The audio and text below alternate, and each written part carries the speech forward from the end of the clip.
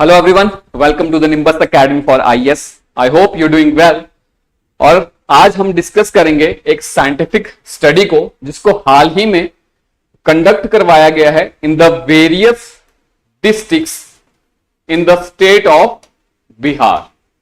और इस scientific study की जो हमें आउटकम्स देखने को मिलती हैं, तो ये जो आउटकम्स हैं, दे raises some serious public health concerns. There is some serious public health concerns.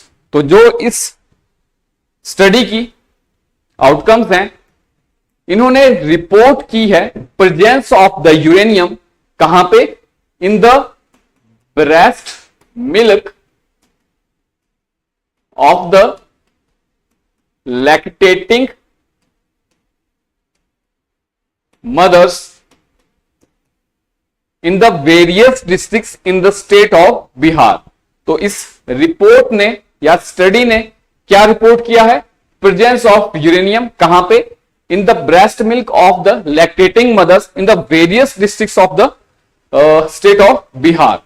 Although ये जो हमें यूरेनियम की कंटेमिनेशन देखने को मिल रही है ब्रेस्ट मिल्क में, इसकी जो कंसंट्रेशन लेवल है, तो यूरेनियम का जो कंसंट्रेशन लेवल हमें देखने को मिल रहा है कहां पे? ब्रेस्ट मिल्क में।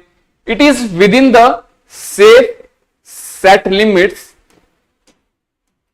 Bye the World Health Organization. तो यहां पे जो यूरेनियम का कंसंट्रेशन लेवल है in the breast milk, it is within the safe set limit by the World Health Organization. दो the presence of uranium in the breast milk, ठीक है, itself raises some serious concerns. For example, it raises some serious questions about the uranium contamination in our environment. Then it raises concerns about the infant health risks as well about the maternal health risks। Clear? तो चलिए अब discuss करते हैं what are the key findings of this study और this report. तो recently, ठीक है, अगर हम ओवरव्यू की बात करते हैं तो recently a multi institutional scientific assessment has detected uranium-238 in the breast milk of lactating mothers across the several districts of Bihar। Clear? Although जो डिटेक्टेड कंसंट्रेशन है, ठीक है, जो कंसंट्रेशन लेवल हमें देखने को मिल रहा है यूरेनियम का in the breast milk of lactating mothers, it is far below the global safety limits. Though the finding of the uranium contamination in breast milk raised concerns about potential health risks to the infants। और अगर हम बात करते हैं इस scientific assessment study की, तो उसको किसके द्वारा कंडक्ट कराया गया है? तो there are various institutions involve in this scientific study. For example we have Mahavir cancer Sansthan and research centre Patna, then we have AIIMS New Delhi, geological survey of India Ranchi, university of petroleum and energy studies Dehradun. इसके अलावा कुछ और भी हमें national scientific partners देखने को मिलते हैं इस साइंटिफिक असेसमेंट स्टडी के बिहाइंड। नाउ अगर हम बात करें की फाइंडिंग्स ऑफ दिस रिपोर्ट, तो इस रिपोर्ट ने कलेक्ट किया था और एनालाइज किया था 40 लैक्टेटिंग विमेन के ब्रेस्ट मिल्क के सैंपल्स को, और हर एक ब्रेस्ट मिल्क के सैंपल में हमें किसकी प्रेजेंस देखने को मिली है? यूरेनियम-238। ठीक है, तो ब्रेस्ट मिल्क में 40 के 40 सैंपल्स में हमें क्या देखने को मिला है? यूरेनियम-238। क्लियर? और अगर हम यहां पे बात करें कि किस डिस्ट्रिक्ट में हाईएस्ट एवरेज कंटेमिनेशन देखने को मिली है जिसको स्टडी किया गया है, या कहां पे किस डिस्ट्रिक्ट में हमें हाईएस्ट इंडिविजुअल वैल्यू देखने को मिली है, तो अगर हम बात करते हैं खगड़िया डिस्ट्रिक्ट की, तो यहां पे रिकॉर्ड किया गया है highest average contamination of uranium, और ये वैल्यू हमें क्या देखने को मिलती है? 4.035 माइक्रोग्राम पर लीटर, और यहां पे कटिहार में हमें हाईएस्ट इंडिविजुअल वैल्यू देखने को मिलती है। तो दोनों पॉइंट्स में आपको ध्यान रखना है, खगाड़िया में हमें हाईएस्ट एवरेज कंटेमिनेशन देखने को मिली है, एवरेज, और यहां पे हमें हाईएस्ट इंडिविजुअल वैल्यू देखने को मिली है। तो यहां पे जो हाईएस्ट इंडिविजुअल वैल्यू देखने को मिली है 5.25 माइक्रोग्राम पर लीटर। तो ये हमें यूरेनियम कंटेमिनेशन और कंसंट्रेशन लेवल देखने को मिले हैं। देन जो 70% ऑफ इन्फेंट्स हैं, ठीक है, they had hazard quotient above 1, और हजार्ड कोशेंट बीइंग अबव 1 क्या इंडिकेट करता है? It indicate possible non carcinogenic risk from prolong exposure. तो what does carcinogenic word means? तो कार्सिनोजेनिक मीन होता है, इस वर्ड का मतलब होता है कैंसर कॉजिंग, ठीक है। तो अगर आपका हजार्ड कोशेंट 1 से ज्यादा है तो इसका मतलब यू आर ससेप्टेबल टू और vulnerable to non cancer causing risk. Clear? Then what are the potential health risk for infants from this uranium contamination?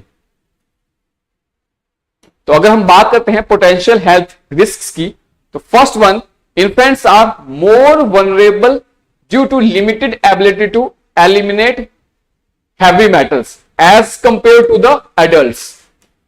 ठीक है, तो एडल्ट्स के कंपैरिजन में ये जो हमारे पास इन्फेंट्स होते हैं, they find it more difficult to flush out heavy metals from their body, heavy metals from their body. ठीक है, तो ये जो इन्फेंट्स हैं, they find it difficult to flush out what? To flush out heavy metals from their body as compare to adults. और ऐसा क्यों हमें देखने को मिलता है? बिकॉज ये जो इन्फेंट्स के ऑर्गन होते हैं, ये अभी हमें फुली डेवलप्ड देखने को नहीं मिलते हैं। स्पेशली अगर ऑर्गन्स की बात की जाए तो स्पेशली लीवर एंड किडनी, ठीक है, जो फ्लश आउट कर सकते हैं किसको? हैवी मेटल्स को from your body. Because and infants में ये ऑर्गन अभी तक फुली डेवलप्ड नहीं है, तो they find it difficult to eliminate heavy metals from their body as compare to the adults. ठीक है, और ये जो प्रोलॉन्ग्ड यूरेनियम एक्सपोजर है इन्फेंट्स का to this uranium contamination, it may impact the kidney development in their body, it may impact neurological growth in their body, and it may also impact the cognitive outcomes. For example, due to this prolonged exposure, they may have a reduced IQ and developmental delays. Then ये जो experts हैं, they has also noticed that uranium absorbed by mothers is excreted via urine. तो mother's के द्वारा, ठीक है, जो uranium absorb किया गया है उसमें से काफी हद तक ये जो यूरेनियम है इसको बॉडी से बाहर निकाल दिया जाता है बाय द यूरिन। तो इसकी वजह से जो कंटामिनेशन लेवल है या जो यूरेनियम का कंसंट्रेशन लेवल है विमेन के अंदर, वो आपको डिक्रीज होता हुआ दिखाई देगा। क्लियर? बिकॉज यहां पे जो विमेन्स के ऑर्गन्स हैं, फॉर एग्जांपल हमने बात की थी लीवर की या किडनी की, वो हमें फुली या मैच्योरली डेवलप देखने को मिलते हैं। तो इसकी वजह से जो यूरेनियम कंसंट्रेशन लेवल है वो हमें लो देखने को मिलते हैं। So it keeps risks relatively low and not warranting discontinuation of the breast feeding. Clear? Because काफी हद तक जो यूरेनियम का कंसंट्रेशन लेवल है वो लैक्टेटिंग मदर की बॉडी से बाहर निकल जा रहा है बाया यूरिनेशन। ठीक है, तो ये जो लैक्टेटिंग मदर है, they need not to stop breast feeding their children. Clear? Now talking about the sources of uranium contamination. तो हमें अगर बात करें हम ये जो हम यूरेनियम कंटामिनेशन देख रहे हैं एनवायरमेंट में, इसके जो वेरियस सोर्सेज हमें देखने को मिलते हैं, तो दो टाइप के हमें सोर्सेज देखने को मिलते हैं। First one we have is the natural sources, then we have anthropogenic sources. तो अगर हम बात करते हैं नेचुरल सोर्सेज की, ठीक है, तो हमें अगर हम यहां पे बात कर रहे हैं बिहार स्टेट की, तो बिहार में ही हमें uranium bearing natural rock formations देखने को मिलती हैं। मतलब बिहार के काफी रीजन्स में हमें नेचुरली यूरेनियम देखने को मिलता है इन वेरियस रॉक फॉर्मेशंस, और इन रॉक्स से, ठीक है, ये यूरेनियम कहां पे एंटर करता है? From this rocks this uranium will enter into your ground water. और किस प्रोसेस के अंडर हमें यह देखने को मिलता है? या तो जियोलॉजिकल वेदरिंग के थ्रू या नेचुरल लीचिंग के थ्रू। तो जब इन रॉक्स की हमें वेदरिंग या लीचिंग देखने को मिलती है तो इन रॉक्स से ये यूरेनियम एंटर कर जाएगा ग्राउंड वाटर में, and from this ground water, ठीक है, तो as ground water is utilized by the humans, तो ये ग्राउंड वाटर से यूरेनियम कहां पे एंटर कर जाएगा? वहां की जो लिविंग पॉपुलेशन है, तो ह्यूमंस के अंदर एंटर कर जाएगा, और रिपीटेड एक्सपोजर की वजह से, ठीक है, ये जो उसका कंसेंट्रेशन लेवल है ह्यूमन बॉडी में यूरेनियम का, वो धीरे धीरे आपके पास बढ़ता हुआ दिखाई देगा। क्लियर? ऑल्दो उसमें से कुछ एक लेवल ड्यू टू यूरिनेशन हमारी बॉडी से बाहर निकल जाता है, स्टिल हमें एक्युमुलेशन ऑफ द यूरेनियम देखने को मिलती है due to the repeated exposure. Then अगर हम बात करते हैं anthropogenic sources of the uranium contamination, the first one we have mining operations. तो जो वेरियस माइनिंग एक्सप्लोरेशंस होती हैं उसकी वजह से it releases uranium into the environment. Then we have coal combustion. Coal combustion की वजह से रिलीज होता है एनवायरमेंट में फ्लाई ऐश, और फ्लाई ऐश में हमें देखने को मिलती है presence of various heavy metals like uranium. Then we have nuclear industrial activities. तो जो various nuclear industry related activities हैं उसकी वजह से भी यूरेनियम रिलीज होता है इन्वायरमेंट में। Then we have use of phosphate fertilizers. तो ये जो हमारे पास फॉस्फेट फर्टिलाइजर्स हैं इनके अंदर हमें स्मॉल अमाउंट में प्रेजेंस देखने को मिलती है यूरेनियम की। अब इस इन फर्टिलाइजर्स के थ्रू ये जो यूरेनियम है ये एंटर करेगा आपकी सॉइल में, ठीक है, एंड देन ये आपकी क्रॉप्स में या आपके फूड में एंटर कर जाएगा, और या फिर सॉइल के थ्रू आपके ग्राउंड वाटर में ये एंटर कर जाएगा। और इन दोनों सोर्सेज से, ठीक है, through your food and through ground water, ये जो यूरेनियम है कहां पर एंटर कर जाएगा? In the human body. और over the long exposure we see the accumulation of the uranium in human body. तो अगर हम बात करते हैं इंडियन सिनेरियो में यूरेनियम कंटामिनेशन की, तो uranium contamination in ground water has been documented in 18 states. तो ये जो यूरेनियम कंटामिनेशन की प्रॉब्लम है ग्राउंड वाटर में सिर्फ एक स्टेट तक लिमिटेड नहीं है, ये हमें इंडिया की 18 स्टेट्स में प्रॉब्लम देखने को मिलती है।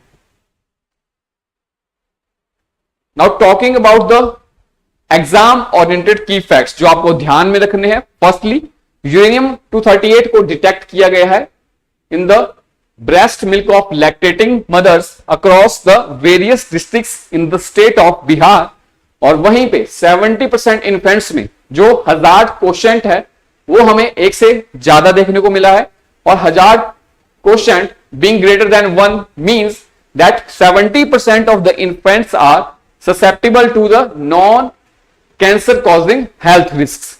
Then जो वर्ल्ड हेल्थ ऑर्गेनाइजेशन की गाइडलाइंस हैं for uranium in drinking water, ठीक है, तो जो सेफ लिमिट सेट की गई है by the World Health Organization related to the uranium in drinking water, वो हमें देखने को मिलती है less than safe limit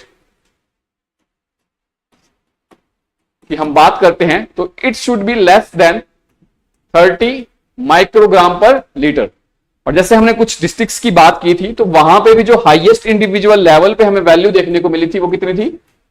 5.25 microgram पर लीटर, जो कि वर्ल्ड हेल्थ ऑर्गेनाइजेशन के द्वारा सेट की गई लिमिट से बहुत कम आपको देखने को मिल रही है। Clear? Next point, India reports uranium contamination across the 18 states, जो हमने रिसेंटली डिस्कस किया। एंड देन जिन इंस्टीट्यूशंस के द्वारा इस रिपोर्ट को पब्लिश किया गया है उनके बारे में आपको आइडिया होना चाहिए कि कौन कौन से इंस्टीट्यूशंस इस रिपोर्ट में या असेसमेंट में इंक्लूडेड हैं. Then what could be our future actions to tackle this uranium contamination problem in our environment. तो हमारा क्या फ्यूचर एक्शन हो सकता है to tackle this uranium contamination. First one, the researchers call for a broader biomonitoring across the states to track heavy metal exposure in mothers and infants. तो researchers ने कहा है to carry out a broader biomonitoring across the state. ठीक है, और ये क्यों जरूरी हो जाती है broader biomonitoring? to identify the uranium contamination affected regions, और इन रीजन्स में जो ज्यादा वनरेबल हमें पॉपुलेशन देखने को मिलती है उसको आइडेंटिफाई करने के लिए, और इन रीजन्स में, ठीक है, जो हमें कंसंट्रेशन लेवल या कंटेमिनेशन लेवल देखने को मिलते हैं उनको आइडेंटिफाई करने के लिए. To identify the contamination level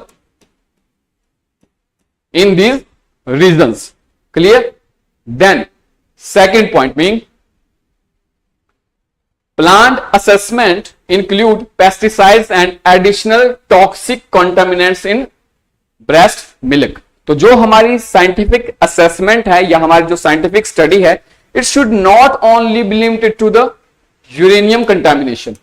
उसके अलावा भी हमें बहुत सारे अलग अलग टॉक्सिक एलिमेंट्स देखने को मिलते हैं. फॉर एग्जाम्पल हमें काफी हैवी मेटल्स या पेस्टिसाइड्स देखने को मिलते हैं. फॉर एग्जांपल अगर बात की जाए हैवी मेटल्स की प्रेजेंस की या हैवी मेटल कंटामिनेशन की, तो यहां पे आपको देखने को मिलती हैं arsenic, presence of arsenic, lead, mercury etcetera. ठीक है, तो जो हमारी साइंटिफिक असेसमेंट है वो सिर्फ एक कंटामिनेंट तक लिमिटेड नहीं होनी चाहिए. We should also include other toxic elements like we have various pesticides and additional heavy metals. Then third point being long-term surveillance. Long-term surveillance is essential for safeguarding maternal and child health, especially in groundwater dependent regions. तो ये जो ground water dependent regions हैं वहां पे long term surveillance की हमें जरूरत है. तो जस्ट एक बार स्टडी करके, ठीक है, जस्ट एक बार स्टडी करके या एक बार टेस्ट करके काम नहीं चलेगा. हमें रिपीटेड और लॉन्ग टर्म सर्विलेंस की जरूरत है. ठीक है, और मेनली उन रीजन्स में जो ग्राउंड वाटर पे डिपेंडेंट है. बिकॉज हमने देखा कि यूरेनियम, ठीक है, यूरेनियम का जो कंटामिनेंट्स हैं they enter into the ground water, और ग्राउंड वाटर से वो एंटर करते हैं इनटू द ह्यूमन बॉडी. ठीक है, तो ये जो कंटामिनेशन है, यूरेनियम कंटामिनेशन है ह्यूमन बॉडी की, इसके लिए हमें लॉन्ग टर्म सर्विलेंस की जरूरत है. Because due to the long exposure to these uranium contamination, ये जो यूरेनियम का कंसंट्रेशन लेवल है ये हमारी बॉडी में इंक्रीज करता रहता है. ठीक है, तो जस्ट एक बार स्टडी रिपोर्ट कंडक्ट करवा के या जस्ट एक बार टेस्ट करवा के काम नहीं चलेगा. There is need of repeated test और repeated surveillance to tackle this problem. उसके अलावा we need to raise awareness,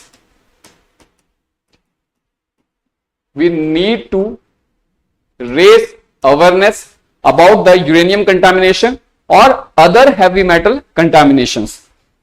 उसके अलावा बहुत जरूरी हो जाता है ग्राउंड वाटर ट्रीटमेंट. ठीक है, तो दीज आर वेरियस स्टेप्स जो हम कैरी आउट कर सकते हैं to tackle this uranium contamination in our environment और the contamination of our environment by various heavy metals.